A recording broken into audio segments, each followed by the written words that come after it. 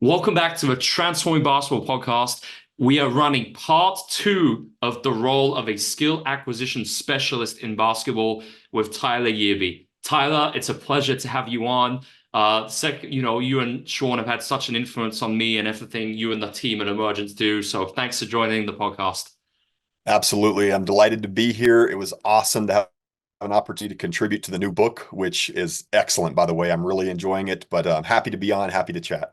Thanks so much, Tyler. So normally this is completely non-linear. I took this from you guys in terms of, not overtly planning for these, but I have some very specific questions because I know that coaches need to hear this. And this is related to the role of an SAS in basketball. And I wanted to go deeper on the great section you and Sean wrote. So continuing, this is kind of part two from the questions, Sean kind of set the scene. And now I want to go even deeper with you, Tyler. And the first question is the challenges that arise when, as an SAS, you are helping practitioners who have spent their whole careers with a very different approach. We can say that. Mm. And a lot of people say, oh, there'd be a lot of friction if we hire a skill acquisition specialist and they come in there introducing these ideas. So, what would you say to that for the decision makers in the franchise in terms of how you would go about this role while inspiring people and how you can do it without causing any of this friction that some people believe would present itself? Yeah, I think that's a great question. I would say to start off with, being as transparent as possible and having all parties come to the table with an empty cup. So one of the things that, I've taken from Bruce Lee, Sean talks about it a lot, but just is the notion of having an empty cup whenever you come into a conversation to where we're both here to learn together, we're both here to grow together and to potentially push the skill level of the individuals that we're working with. So whenever you enter into a conversation and you're having a true interaction, if there's no like dominant party in it, I think that there's a lot of good that's going to come from it. So I think conveying that to decision makers that we're not here to tell someone that everything that they're doing is incorrect. Quite frankly, they're probably doing some really good things. And it might just even be a small tweak to an activity to allow it to be more alive and allow for emergent decision making to occur. So I think just starting there, like conveying the message of, I'm not a know-it-all. I'm not here to deliver all of these correct ways to do things. I'm here to ask questions, to maybe challenge some of what's being done, learn myself, and push the entire organization forward. But whenever you start from that place of an empty cup on both sides or multiple parties, I think that you can win in a lot of situations. I love that, Tyler. So practically, what do you think this would look like? Would it be a lot of informal conversations where you're embedded, in an organization, you're having conversations with coaches, athletic performance coaches, physios, and really reviewing these things and not just the informal conversations, but again, I guess a whole spectrum of maybe some workshops. What would it look like serving in this role? Yeah, a whole number of things. I think to start with, it's a lot of just observation. It's myself or whoever it may be, Sean or you or others, being in a role where we're simply observing, we are looking at the interactions that are taking place. So I'm talking about from the coaches themselves and how they're interacting with the players, the design of the practice activities, the way in which constraints are being manipulated, whether they know that they're doing it or not. I think it starts there, and it's just kind of documenting some positives, documenting some areas of opportunity. And notice I didn't say weaknesses, but just noting areas of opportunity. I do think there's going to be watching film, practice film, game film with the coaches themselves, and starting to maybe pull apart the performer environment relationship and the interactions that are taking place on the court in order to learn more about why they're moving the way they're moving, and then how subsequent practice activities could be set up to afford them to maybe explore ways they could move differently. But I do think it is a lot of informal conversation. I think it's a lot of time that the SAS would spend on the court. They're maybe not even saying a ton all the time, but then stepping in, going, "Hey, coach, out of curiosity," and it might just be a simple question that's asked. What's this task intention here? Remind me again. Okay, cool. And then stepping back, and then maybe stepping over and saying, "Hey, do you think that we could nudge their exploration a little bit? Do you think that we could maybe change the numerical relations a little bit?" So in some ways, you're just a co-pilot with them. You're not leading the charge, if you will, but you're respected, your voice is heard. So I think, there are a lot of other areas that an SAS would operate, but that's probably the first place that I would start. Love it. So it's not just basketball, Tyler. It seems like this siloed approach is very common in all professional sports everywhere. Do you think that the practitioners necessarily need an understanding of CLA to start integrating, or are there other steps that you could take to begin with to kind of meet them where they're at and start to bring everyone together and cooperate without necessarily immediately starting with all the theory and the language? To make sure I understand, just to clarify, when you say practitioners, like the coaches or the individuals that are implementing the practice activities and designing the practice activities, they would need. You're saying that they do or don't need an Exactly. understanding. Like, would you say that you think that they need to be given kind of all the empirical information, the research, understand what the CLA is first, or do you think you could come in more practically, like through these observations that you've mentioned, and start to I see mold where it you're from going. there? Okay, I just want to make sure that I understood the Yeah. question before I dove in. I truthfully think it can be attacked in many different ways, and it's going to depend on the individuals you're working with. Some are far more open. They actually have that empty cup and they're willing to engage with some information they maybe are unfamiliar with.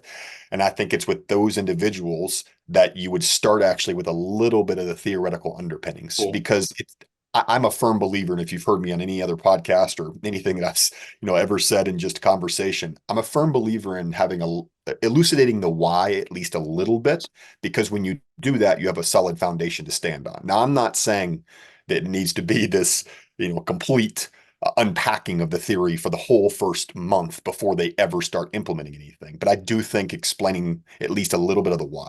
Now, not all coaches are that way. So when I mentioned the observations, if through my observations I had picked up on the fact that they wanted to kind of be the leader in that situation, I wouldn't necessarily start with a heavy theory hand, mainly Okay. because that might push them away and that might get them to cross their arms, their shoulders raised a little bit. I actually would just be there and I would just ask a handful of questions. And oftentimes it would probably be directed in a positive way. Like, Coach, I really like this activity. Out of curiosity, how did you come up with this? To get them to open up initially. And then I might make a few suggestions. And then once I'd won them over, because I do care, then I would actually start to unpack the theory a bit. I love it. I think that's why that relational side of this role is probably the most important It and is. how you And cultivate those relationships. it is. And the one thing I should add, the reason why I would attack it in multiple different ways is much like the notion of an ecological approach. There's not a one size fits all to this. It's going to be meeting individuals where they are. Most definitely. So on the court, we've spoken a lot about how to create these more alive practice activities. Mhm. But I think there's actually some interest, Tyler. The more interest from my just gut feeling in CLA comes actually more from athletic performance coaches in the NBA, which is really interesting. Interesting. Yeah. What would this look like in that realm? And how could an athletic performance coach listening to this use a more of an ecological approach with what they're doing? Yeah, that's a great question. And it's honestly, it's a little easier to answer for team sports and obviously basketball being a team sport, simply because you can have overlapping opportunities for action that emerge within activities that are designed by an athletic performance coach, S&C coach, athletic development, however that individual is termed or are named. And what I mean by that is yeah, you're going to have your weight room application, which I can touch on that in just a second, how you can take a rep without rep approach in there to allow for exploration. But I think that whenever we're doing, let's call it agility activities, you don't necessarily need to have a ball that's there. You can have an invasion evasion type game that's set up. It could have, or even could include a ball, but it doesn't necessarily need to be a basketball. It could be something where you're playing bucket ball and you have two buckets on the opposite side. And when I mean buckets, I literally mean like buckets you'd find at a hardware store or something. And maybe it's two v two or 3v3. You can certainly offset the numbers, and there may be passing it in a similar way, but it's also I guess in some ways it's similar to what you would see with association football or soccer, Yep. where there's continual movement, similar to basketball.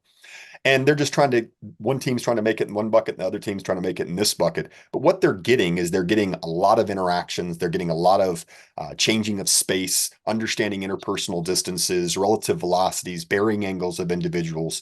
And so they're getting a go or having a go at something similar to the sport of basketball to allow them to become more sensitive to that information. But from a sport coach perspective, we're not stepping on their toes necessarily because we're not coaching them to shoot. We're not coaching them in maybe the tactics, if you will. But my point is we're embedding these athletes as an athletic performance coach in agility games that are similar to what they may be doing in the sport of basketball to allow them to start to become attuned to that specifying information.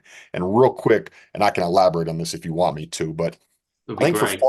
for far too long, S&C coaches, athletic performance coaches, I think very rigid with how they periodized their training, and it was very rote.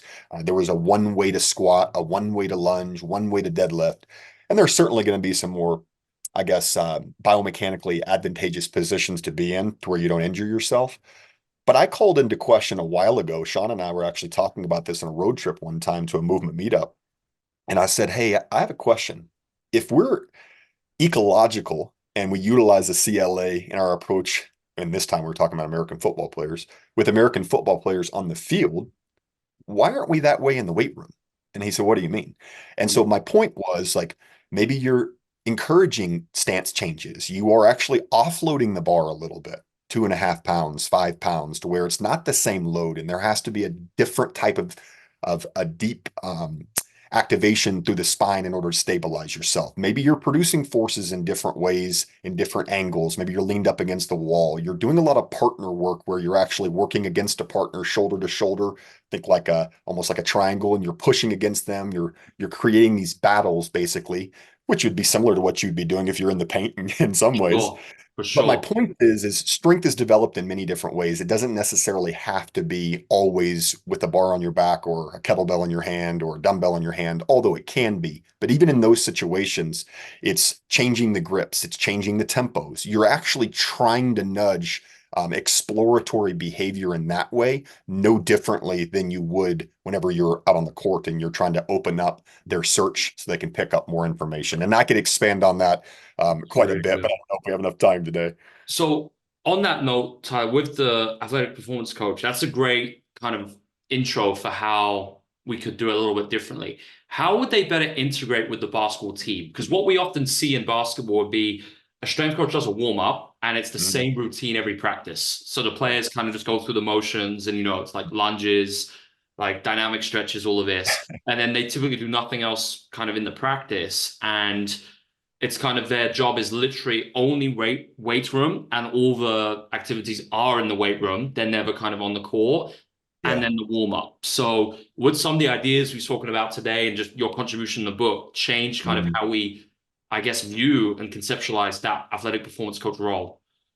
Well, I'll start off by saying with an SAS would certainly be partnering with player development coaches, strength and conditioning coaches as well to do exactly what we're talking about. Not Yeah, saying you can't do yeah, maybe some of your more rigid type movements, but nudging that coach to nudge behavior in a different way, in a yeah. safe way. So that's number one. Number two, and I want all performance coaches out there to really ask yourself this question: if you're doing the same warm up over and over on a regular basis, okay, cool. It's maybe creating good synovial fluid secretion. It's maybe warming the temperature of the body up a little bit.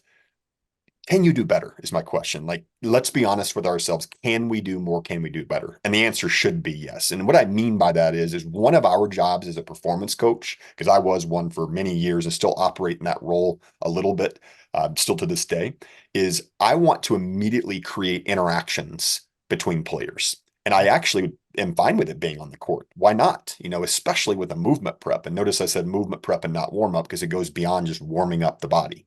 It's about creating sensitivity to information, much like the game I'd mentioned. So expanding on what's traditionally done, even if it's just a small tweak. So let's say it is just lunging down the court. Can we ask that athlete to make each lunge different? So as you're moving from half court to the baseline, I want you to lunge in as many different ways as you can. I'm going to nudge you by saying I want this to be about a 50% ownership speed, so it's relatively controlled, and you're just exploring. And then I might say it could look something like this. And I actually would demo variable type lunges, and then Mhm. I'd have them have a go at it. And then so on and so forth. My point Right. is what you're doing is you're actually encouraging them to open up degrees of freedom. You're getting them in positions they're likely going to find themselves in the game itself. and you're allowing for them to experience those positions, but it goes beyond just that same perfect lunge on a regular basis. And it's also not boring, let's be honest, and players enjoy it. Love it. So, I obviously the SAS would be key in this link between both athletic performance coach, basketball coach, and all the practitioners. And I think one theme that keeps coming up in order for this to happen is a shared language and maybe Mm. an understanding of some words, Tyler, but even things like an affordance or aliveness, not it's not obviously a term from a research paper, but it's something that resonates with a coach or a practitioner. So, do you think that's really important to try and embed this shared language within an organization if a team is going down this path? I do think it is. And I've thought about this question quite a bit. I have a friend that's conducting an experiment right now with part of his research. And he's asking, it's about a department of methodology, and he's asking some of these same questions. And I filled out his research study, of course, his survey. And I quite frankly, I strongly agree that there is the need for it. I don't I don't know if it necessarily needs to be shoved down people's throat right off the bat. So go back to the question you asked just a little bit ago. There are going to be some organizations that maybe the decision makers have made the decision that we are going to implement this role or these roles. But Yes. then once I'm in there through observations, I've noticed that some of these coaches are a little bit resistant to it. Yeah. Well, I'm not going to start throwing terms at them like degeneracy and affordances Yeah. and so on and so forth. I'm going to actually use words like, how can we turn up the aliveness a little bit? Partly because there's not really the need to explain what the heck that means, because most Yeah. coaches just realize, like, oh, okay. Now the question may come up, what does that mean? And then you can explain. But my point is you're using softer language that's still espoused by ecological dynamics.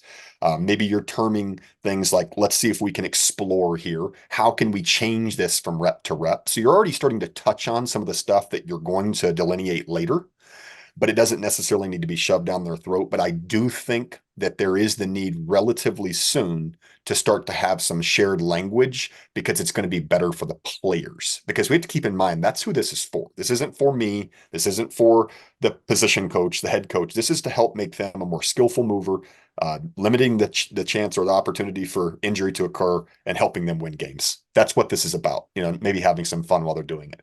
So I Yeah. say that only because if we have a common language or at least similarities, we're going to get more buy-in, number one. It's going to be easier for us as a staff to communicate and design activities, and the players will benefit.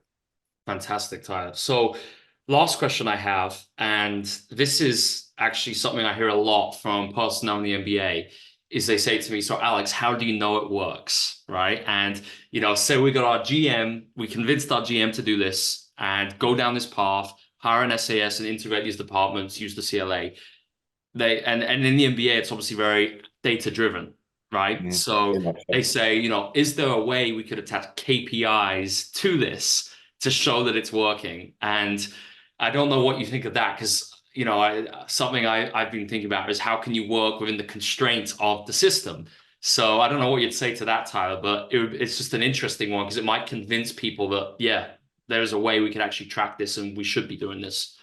Yeah, I will say it's hard to do it accurately or perfectly currently. I do think that with technology and how things are improving and with the receptiveness of the ideas that we're discussing, I do think it will continue to get better, but there is not a perfect way. It's actually something that all decision makers want to ask, like, how do I know this 100% works?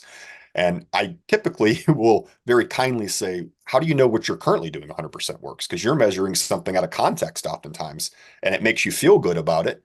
And someone's numbers may be going up or their test is improving, but that test is done in an isolated force plate situation, and they're improving.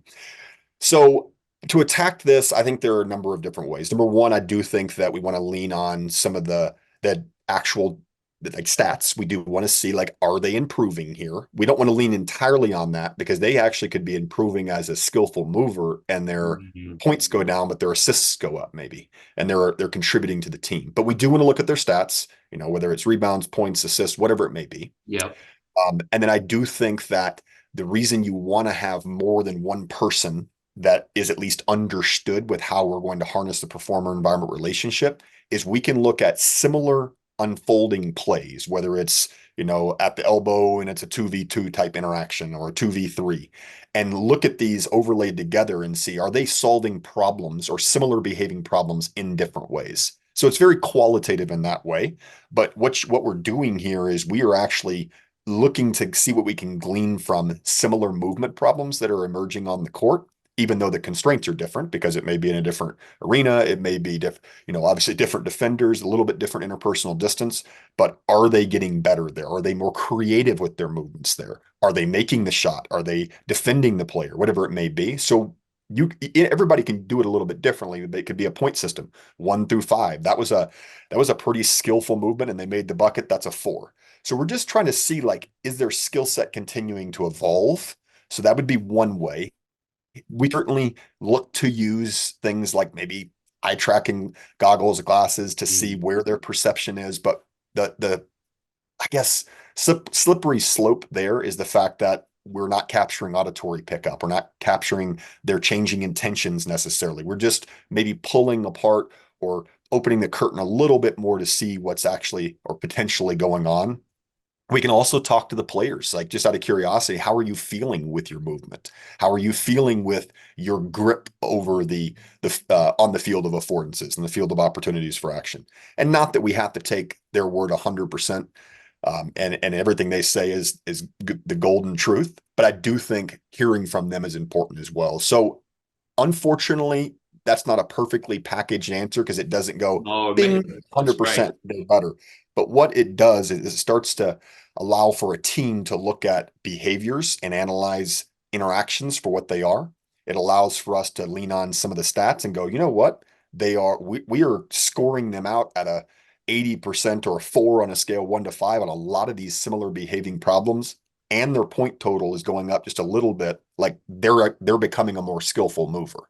So, Tyler, that's a great answer because, I think the complexity of this, it's not like analytics where you just No, see a number and it's about so much more. And I think you really covered that in that response. Really exciting. Just this was such a practical episode, but just imagining the future of where professional basketball could be through some of the ideas you've shared today, it excites me. So thanks so much for joining the show and for everything you guys are doing in Emergence. Much appreciated and really looking forward to talking more.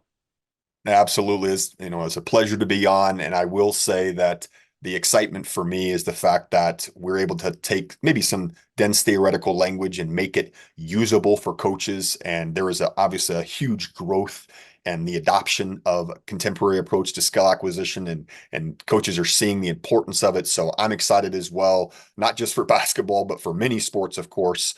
And thank you for having me on. Thank you for the kind words about Emergence. And obviously, thank you for giving me an opportunity to contribute to your awesome book. Absolutely. Thanks again, Tyler.